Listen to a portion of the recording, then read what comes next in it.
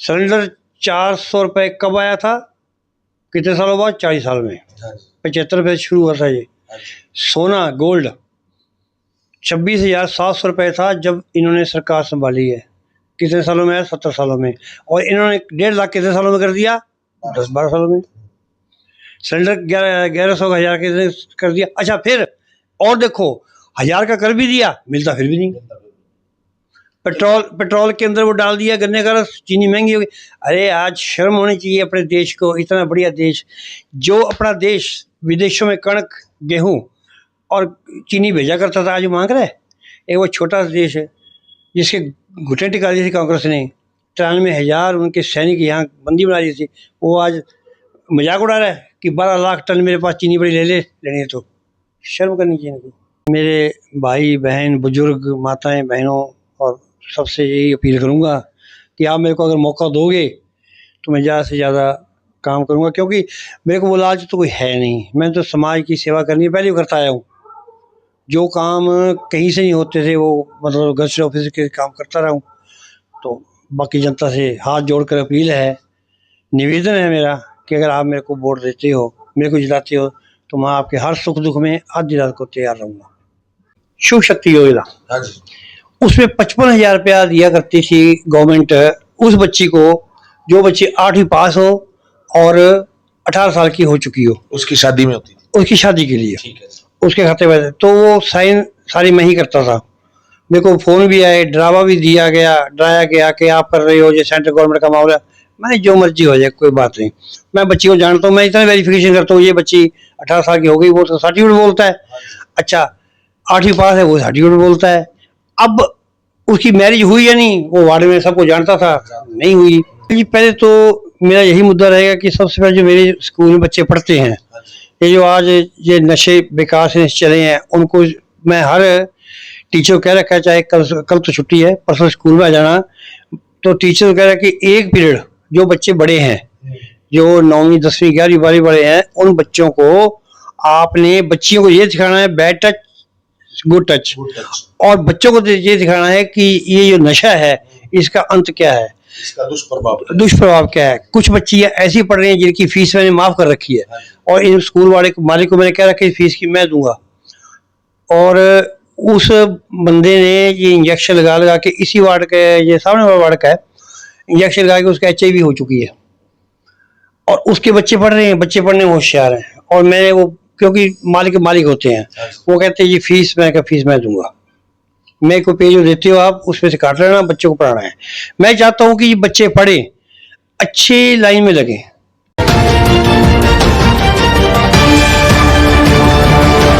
नमस्कार मित्रों, मैं साहिल अरोड़ा, MW न्यूज मुखर वक्ता में आपका स्वागत है। जैसे कि आप जानते हैं, श्री गंगानगर में नगर परिषद चुनाव का बिगुल बज चुका है। जितने भी प्रत्याशी खुद को पार्षद बनाने का सपना देख रहे हैं, वो सभी मैदानों में उतर चुके हैं, डोर टू डोर जाके कन्विंसिंग कर रहे हैं, आमजन के साथ मिलने का प्रयास कर रहे हैं, उनकी समस्याओं से रूबरू होने का प्रयास कर रहे हैं। उसी कड़ी में आज हमारी टीम पहुंची हुई थी गंगानगर नगर परिषद के वार्ड नंबर 13, जो कि पुराना 6 था। वहां से जो पार्षद पद के लिए चुनाव मैदान में उतरे हैं मास्टर रविंदर देव सिंह गर्चा। मास्टर इसलिए इनको कहा जाता है क्योंकि इनकी लगभग उम्र, सारी उम्र इनकी शिक्षा के क्षेत्र में लगी। As a first grade teacher retire हुए, उसके बाद जो प्राइवेट शिक्षण संस्था में एज ए प्रिंसिपल अपनी सेवाएं वहां पे दे रहे हैं। तो आज हम उनसे जानेंगे और किस तरह रहेगा आपका चुनावी कैंपेन। सबसे पहले तो गुरुदेव, आपका स्वागत है चैनल में। हाँ जी, आपका बहुत बहुत धन्यवाद जो आप अपना कीमती समय निकाल कर मेरे पास आए हो।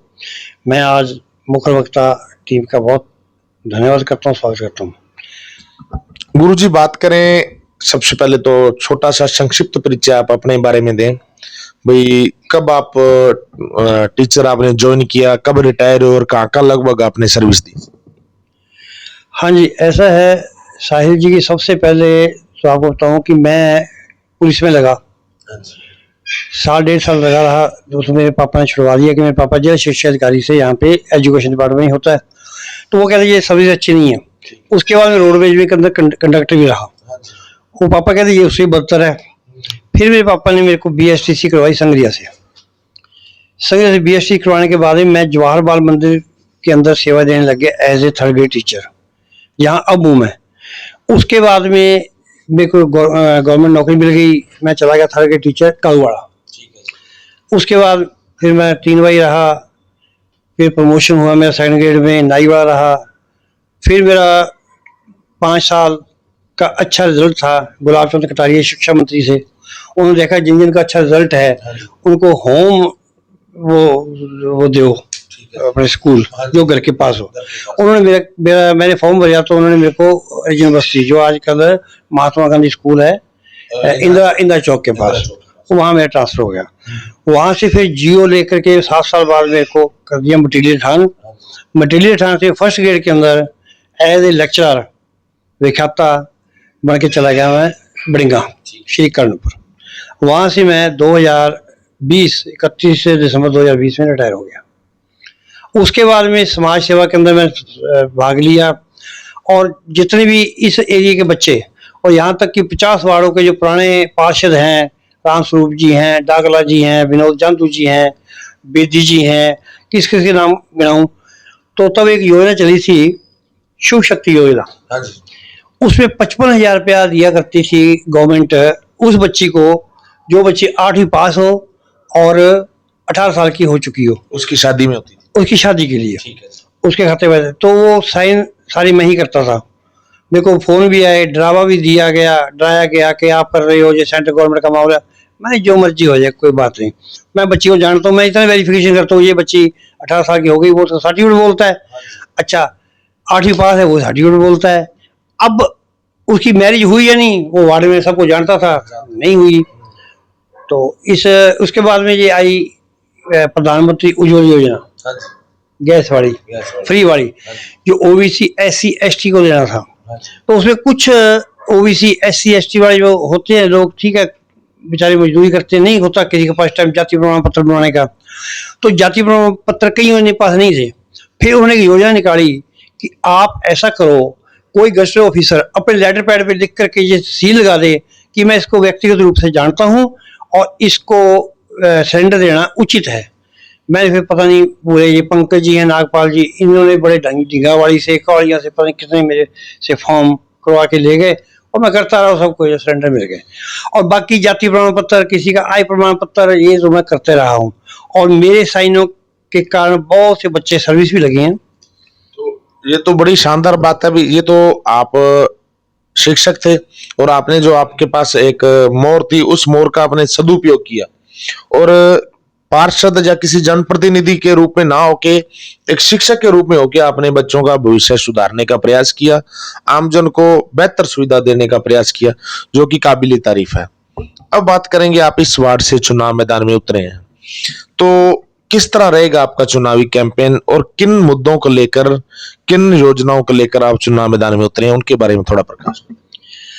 हाँ जी साहिल जी, पहले तो मेरा यही मुद्दा रहेगा कि सबसे पहले जो मेरे स्कूल में बच्चे पढ़ते हैं, ये जो आज ये नशे बेकार से चले हैं, उनको मैं हर टीचर को कह रखा है, चाहे कल तो छुट्टी है, परसों स्कूल में आ जाना, तो टीचर को कह रहा है कि एक पीरियड जो बच्चे बड़े हैं, जो 9वीं 10वीं 11वीं 12वीं बड़े हैं, उन बच्चों को आपने बच्चियों को ये सिखाना है बैड टच गुड टच, और बच्चों को ये सिखाना है कि ये जो नशा है इसका अंत क्या है, इसका दुष्प्रभाव क्या है। कुछ बच्चियां ऐसी पढ़ रही हैं जिनकी फीस मैंने माफ कर रखी है और इन स्कूल वाले मालिक को मैंने कह रखा है फीस की मैं दूंगा, और उस बंदे ने ये इंजेक्शन लगा के इसी वार्ड के, ये सामने वाला वार्ड का है, इंजेक्शन लगा के उसका HIV हो चुकी है और उसके बच्चे पढ़ रहे हैं, बच्चे पढ़ने में होशियार हैं। और मैंने वो क्योंकि मालिक होते हैं, वो कहते हैं ये फीस, मैं फीस मैं दूंगा, मैं को पेज देते हो आप उसमें से काट लेना, बच्चों को पढ़ाना है। मैं चाहता हूँ कि ये बच्चे पढ़े, अच्छे लाइन में लगे, और यही मेरा ध्येय है। और दूसरा वार्ड के अंदर अब भी मैं किसी का काम, मतलब दुख सुख में कोई बीमार है और है, कोई पुलिस में है तो उनका राजीनामा करवाना ये काम करता हूँ, किसी घर में कोई प्रॉब्लम है जाता हूँ मैं। तो एक गुरुजी बात की जाए आपके जो वार्ड की, वार्ड नंबर जो 13 है, लगभग कहां से लेके कहां तक है इसका एरिया है? कितने वोटर इस वक्त पंजीकृत हैं?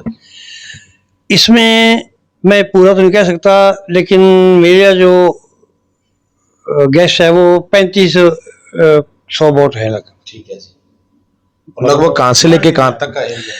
ये रवि चौक, आप आ जाओ, रवि चौक से दाएं मुड़ो, ये राम नारायण जी हैं, उनका कुवाड़क की दुकान है, वहां से मुड़ते ही बाएं हाथ सीधे निकल जाओ। प्रभु चौक से जो पीछे वाली गई है वो चलो, वो तो अंदर है ही।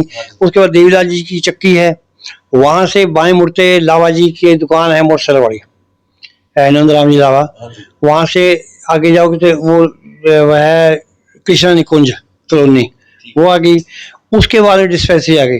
डिस्पेंसरी जो है उससे मुड़ते ही ना, डिस्पेंसरी राइट हैंड को रह गई, बाएं मुड़ेंगे ना तो डिस्पेंसरी चलेगी 5 नंबर वार्ड में, जो पहले 7 नंबर वार्ड था।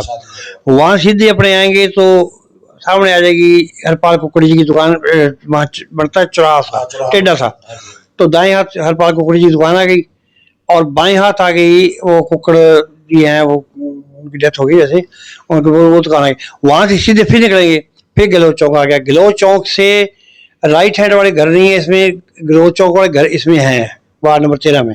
उससे बीच में से गली निकलती है, वहाँ वो पेटी पुटी बनाते हैं, फिर बाबरी का मंदिर आ गया। उसके बाद दाएं मुड़ते ही फिर वो रोड आ जाती है जो लखारा चौक हो जाती है। मतलब कुल मिला के काफी लंबा चौड़ा एरिया। हाँ, लंबा ज्यादा, चौड़ा कम है। तो आपने जैसे आपको कंठस्थ है ये पूरा का पूरा एरिया, तो मतलब ये तो तय हो गया भी अगर जनता आपको मौका देगी तो आप हर अपने वार्ड के हर एक घर से वाकिफ है, हर एक जन से वाकिफ है, तो उनकी समस्याओं को हल करवाने का पूरा जिम्मा उठाएंगे। बिल्कुल बिल्कुल सर, बिल्कुल उठाएंगे। इस वक्त जो सबसे बड़ा मुद्दा ही नशे का है।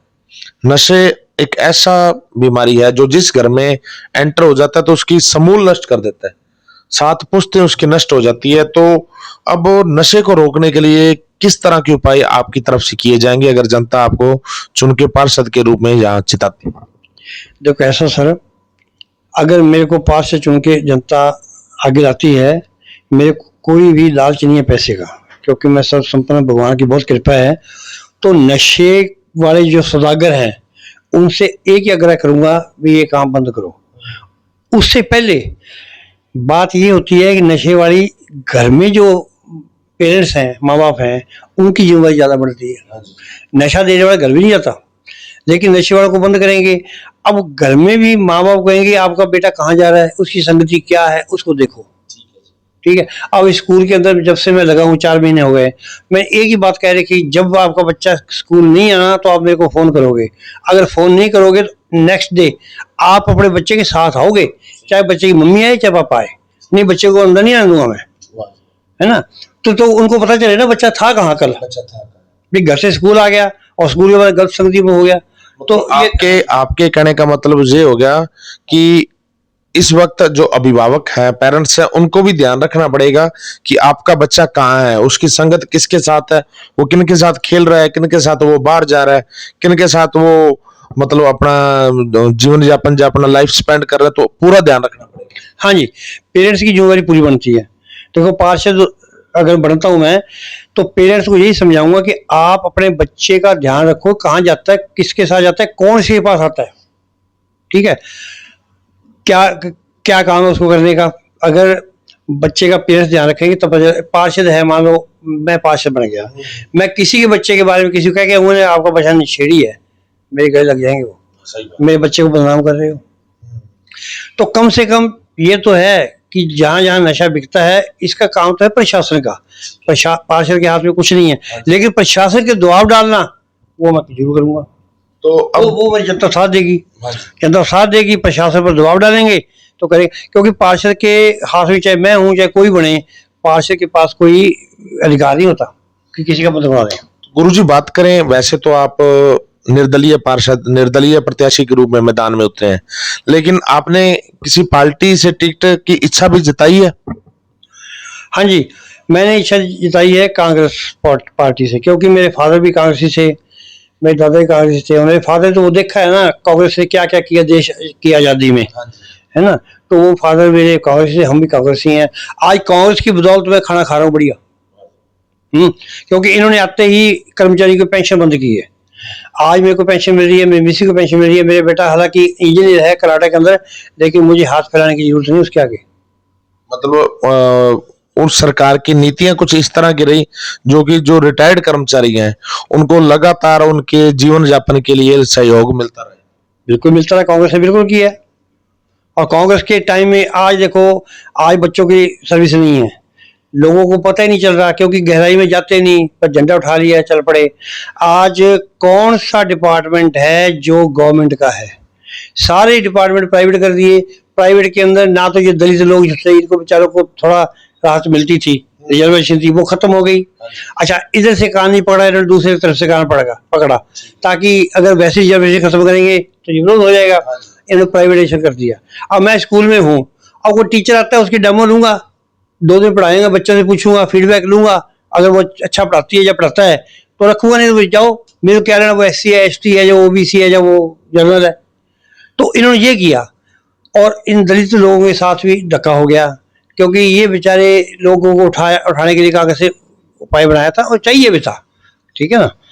अब गुरुजी अपने बात करेंगे पिछले कुछ दिनों से मौजूदा सरकार द्वारा आम जनता पर महंगाई का बहुत ही भयंकर बम फोड़ा है, तो उसके बारे में आप क्या विचार रखना चाहिए?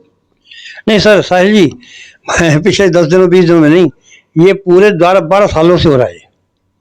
ये 12 सालों से महंगाई का जो है ना, इन्होंने बम फोड़ रखा है। हर दिन सिलेंडर 400 रुपए कब आया था? कितने सालों बाद? 40 साल में। 75 रुपए शुरू हुआ था ये। सोना गोल्ड 26,700 रुपए था जब इन्होंने सरकार संभाली है। कितने सालों में है? 70 सालों में। और इन्होंने 1.5 लाख कितने सालों में कर दिया? 10-12 सालों में। सिलेंडर 1100 1000 के कर दिया। अच्छा, फिर और देखो, 1000 का कर भी दिया, मिलता फिर भी नहीं। पेट्रोल के अंदर वो डाल दिया गन्ने का रस, चीनी महंगी हो गई। अरे आज शर्म होनी चाहिए अपने देश को, इतना बढ़िया देश, जो अपना देश विदेशों में कणक, गेहूं और चीनी भेजा करता था, आज वो मांग रहा है।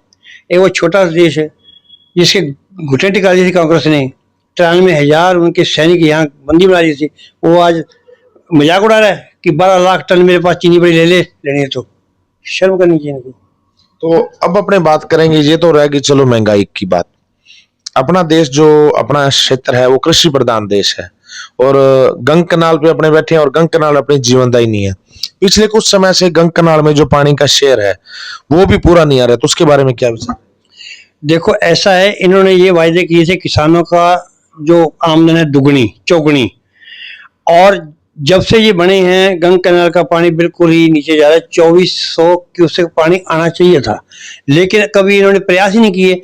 किसान बेचारे वहां जाके लड़ते फिरते हैं, उन पर लड़ चला देते हैं, पीटती है जी गवर्नमेंट। इनको चाहिए कि वो बात तो करे, वो पंजाब से पानी आ रहा है तो पंजाब पार्टी कौन सी है वो? और तुम तो नेशनल पार्टी हो, वो तो छोटी सी पार्टी है, आप दबाव नहीं डाल सकते उस पर? दम ही नहीं है इनमें। किसान मरता मरे। अब अपने बात करेंगे छात्रों की। स्टूडेंट है जो पीछे से CGP और सभी स्टूडेंट ने जंतर मंतर पे धरना दिया और उन पे बैलेट गनों से वहां पे हमले किए गए, ये कहाँ किस हद तक सही है, इसके बारे में? देखो ऐसा जी, मैं खुद स्टूडेंट रहा हूँ और 36 साल में मेरे स्टूडेंट्स भी रहे हैं, 12वीं तक पढ़ाता रहा हूँ मैं। टीनेजर बच्चे होते हैं, इनको गुस्सा भी आता है। तो अब बच्चे मेरे पास कोई शिकायत लेके आए, मैं वाइस प्रिंसिपल रहा हूँ, प्रिंसिपल हमारा नहीं था तो प्रिंसिपल की पोस्ट मेरे पास थी। अब बच्चे को शिकायत लेके आए तो उनको मतलब उनको सेटिस्फाई करना होता है, ये नहीं उनको पीट दो, सेटिस्फाई करो। अब यहाँ बच्चे, अब मैं जो प्रिंसिपल यहाँ हूँ प्राइवेट में, यहाँ बच्चियाँ आती हैं, सर हमारा पंखा ठीक नहीं है। कोई नहीं बेटा, करवा देंगे, जनरेटर लगा देंगे। सर बहुत गर्मी है बेटा, कोई बात नहीं, AC का इंतजाम करते हैं। ऐसे करो, उस रूम में बैठ जाओ, वहाँ AC लगा है। उन बच्चों को इधर एडजस्ट कर देते हैं, छोटे बच्चे हैं वो एक AC वाले में हो जाएंगे। तो ये सेटिस्फाई करना होता है, ये जूत मारना है, डंडे चलाना है, गोलियां चलानी, ये कोई सभ्यता है? अच्छा, फिर कारण क्या, बच्चे वो क्यों गए? क्योंकि बेरोजगारी। पहली बात, आपने पोस्ट निकालनी नहीं। सेकंड, निकाली, पेपर लीक। अगर पेपर लीक नहीं तो कोर्ट का स्टे। अभी मैं यो शिव चौक के पास सामने मार्केट है कपड़े की, वहां गया था एक दिन मैं, कुछ 10 दिन बाद। वहां एक मोहन लाल है, शायद उसका नाम मैं भूल गया, वो गार्ड लगा हुआ है। मैंने पहचाना, मैंने बुजुर्ग आदमी, मैंने कहा आपको पहचाना है? बोले जी मैं गवर्नमेंट कॉलेज के अंदर साइकिल स्टैंड था मेरे पास। तो मैंने कहा आप इस उम्र में गार्ड, कहते क्या करें जी।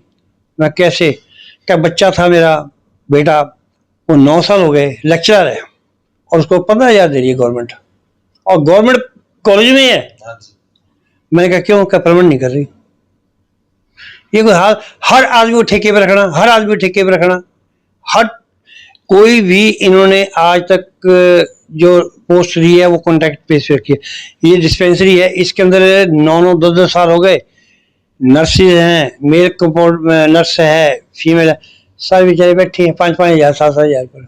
और 7 हज़ार तो आज घर में काम करने वाली लेती है, तो इनको शर्म आनी चाहिए। गुरुजी बात करें, अगर वार्ड नंबर 13 की जनता आपको पार्षद चुनती है तो आपकी तरफ से ऐसा क्या नवाचार किया जाएगा जो लगभग किसी के द्वारा नहीं किया गया, और आमजन के लिए, स्टूडेंट्स के लिए, बच्चों के लिए उनकी हितार्थ कौन से काम जो आप करवाना चाहेंगे? मैं जनता, अगर मेरी जनता मेरे को चुनती है तो सबसे पहले तो वहाँ कोई सुविधा केंद्र बनवाऊंगा। जो भी काम जनता के हैं वहाँ होंगे। मैं वहाँ सुबह जैसे उसका टाइम होगा सुविधा केंद्र का 10 से लेकर 5 बजे वहाँ बैठूंगा और सारे काम वहीं निपटाए जाएंगे, किसी को कोई दिक्कत नहीं आने दूंगा। और उसके बाद वहाँ ई मित्र भी बिठा देंगे ताकि ई मित्र अपना काम करे, वो अपने पैसे लेके जो फोटो सेट कराने करवाए, बाकी जो काम मेरे पार्षद के वहीं मोहर लगाऊंगा करके सारे करूँगा। और पूरी ड्यूटी दूंगा 9 से 5। ये नहीं कि जनता मेरे पीछे घूमे कि मैं कहाँ हूँ। तो एक गुरुजी बात करें, आजकल क्या है, अभी लाइब्रेरी कल्चर बहुत चल गया, आपके समय में भी था, लेकिन अब जगह जगह लाइब्रेरी खुल रही है, अच्छी बात है। लेकिन जो बच्चियां हैं उनको यहाँ से अपने बाजार में जाती हैं, वहां तो आजकल अपने देखते हैं जो शरारती तत्व है उनके द्वारा उनका पीछा करना, उनको तंग करना, फप्तियां कसना, ये बड़ी बुरी बात है। तो कई कई वार्डों में देखा है हमने भी लाइब्रेरी खुली होती है, तो कोई उस तरह का भी आपका मन में रहेगा? वो तो मैंने पहले ही इंतजाम कर दिया। जो ये स्कूल है जिसमें मैं काम करता हूँ उसके ऊपर हॉल बना दिया और वो लाइब्रेरी को देना है। और इस वार्ड की बच्चे इसी वार्ड के अंदर पढ़ेंगे, और इस वार्ड के अंदर हमारे जो परिवार है ना सारे एक दूसरे जानते हैं, कोई बच्ची को उंगली नहीं उठा सकता। या ऊपर हॉल बना दिया, कल देखना आप। और हॉल इसीलिए बनाया कि यहाँ लाइब्रेरी बनाऊंगा। मतलब ये तो करना ही चाहिए, आप पार्षद बने चाहे ना। हाँ, बनू चाहे ना बनू, ये तो आपने करना ये निश्चित है। हाँ जी। तो अब चैनल के माध्यम से आपको पूरे वार्ड के लोग देख रहे हैं, पूरे शहर के लोग भी देख रहे हैं, तो क्या अपील रहेगी आपकी, क्या संदेश देना चाहेंगे? मैं तो जनता से, मेरे भाई बहन, बुजुर्ग, माताएं, बहनों और सबसे यही अपील करूंगा कि आप मेरे को अगर मौका दोगे तो मैं ज़्यादा से ज़्यादा काम करूंगा, क्योंकि मेरे को वो लालच तो कोई है नहीं। मैं तो समाज की सेवा करनी है पहले करता आया हूँ। जो काम कहीं से नहीं होते थे वो मतलब गज़ट ऑफिस के काम करता रहा हूँ। तो बाकी जनता से हाथ जोड़कर अपील है, निवेदन है मेरा कि अगर आप मेरे को वोट देते हो, मेरे को जिताते हो, तो मैं आपके हर सुख दुख में आधी रात को तैयार रहूंगा। ठीक है जी, ये है जी वार्ड नंबर 13 से पार्षद पद के लिए जो इस बार प्रत्याशी के रूप में उतरे हैं, रविंदर देव सिंह गर्चा। गस्टेड ऑफिसर के से रिटायर्ड हुए हैं, वो भी शिक्षक के रूप में, फर्स्ट ग्रेड शिक्षक के रूप में रिटायर हुए। जब ये सरकारी टीचर रहे तो गस्टेड ऑफिसर रहे, तो तब अपनी मोहर से, अपने साइनों से जो समय समय पर सरकारों द्वारा लाभकारी योजनाएं चलती रही उनका लाभ लगातार आमजन को दिलवाते रहे हैं।